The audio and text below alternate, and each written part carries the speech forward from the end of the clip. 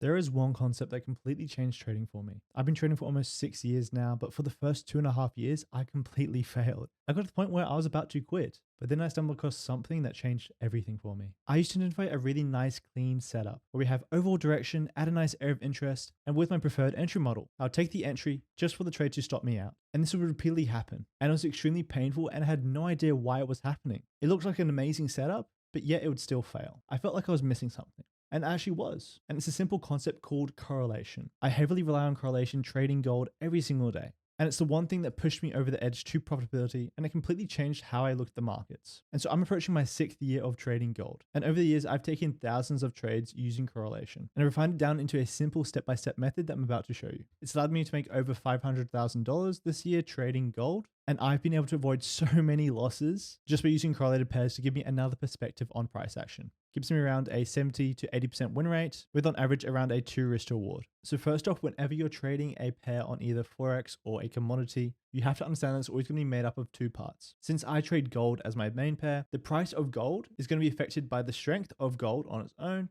and also the strength of the dollar on its own. And so each of these two parts affect how price action on gold moves. Sometimes you might have gold be extremely bullish, not because the strength of gold is actually bullish at all, it could just be range bound, but because the dollar is dumping. And so just trading this pair without looking at the underlying correlation of the two parts, it's like trading blind. You only have one perspective, one angle to view price action, and you're missing out on information that actually shows you why gold is moving in a certain way. In this example here, we had gold looking very overall bearish. We came into a area of interest, and we had a nice shift around 30 minutes on into the hour. And logically, this would be an amazing setup. But if we go on to DXY, we can see that it's actually moving bearish, making lower highs, lower lows, correcting this previous impulse to the upside. And this would actually be a bullish signal to be looking for buys on gold, because gold and DXY have an inverse correlation. Whenever DXY is moving bearish, you expect gold to be pushing bullish. This is because XAU USD is the strength of gold against the strength of the dollar. So they're inversely correlated. And so just by looking at the strength of DXY correlation, I can avoid this loss on gold because of how bearish the dollar was looking. But you don't just want to be looking at the strength of DXY whenever you're trading gold, because you're only going to be seeing half the picture. I massively improved my win rate when I was analyzing the individual strength of gold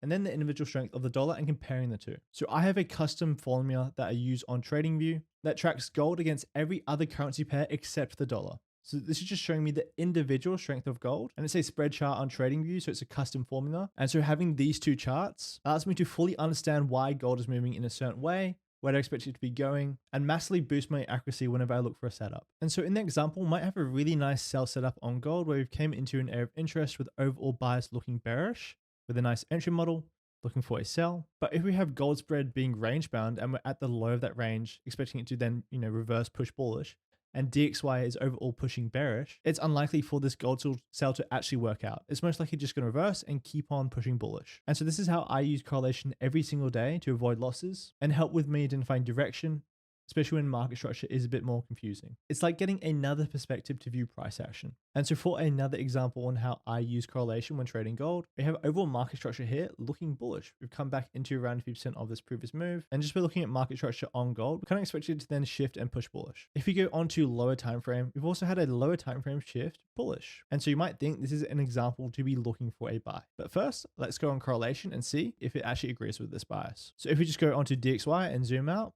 what is the overall direction of DXY? Well, clearly we are pushing bullish, making higher highs and higher lows.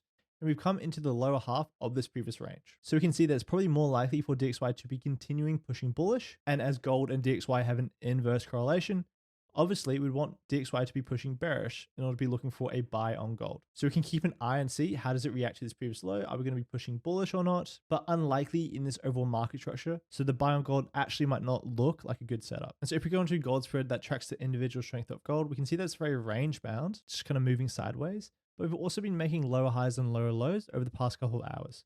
It's also maybe a little bit overextended.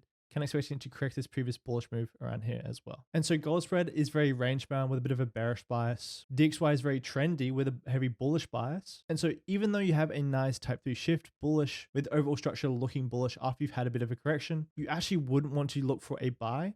You expect to be pushing bearish because of how that correlation was setting up. And then lastly, this is a setup that it took this week for a nice reversal on gold, and correlation massively helped with this. So as you can see here, that gold is overall pushing bullish on middle time frame, is a bit of a correction of high time frame though. And so I'm waiting for a low time frame to shift bearish so I can take a sell with overall high time frame as well, pushing bearish.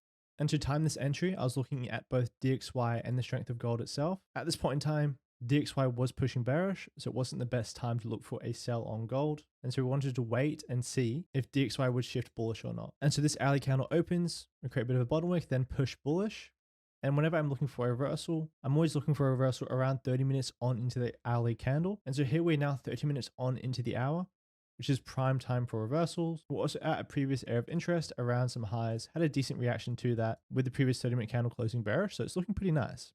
We'll have a look at correlation and see if it also aligns with that. On DXY, we can see we've had a shift bullish as well. Lots of volume on that bullish movement. We've also come into around previous lows, so that's kind of what you want to see. And then if we just go onto gold spread, it doesn't let you replay because it's a spread chart.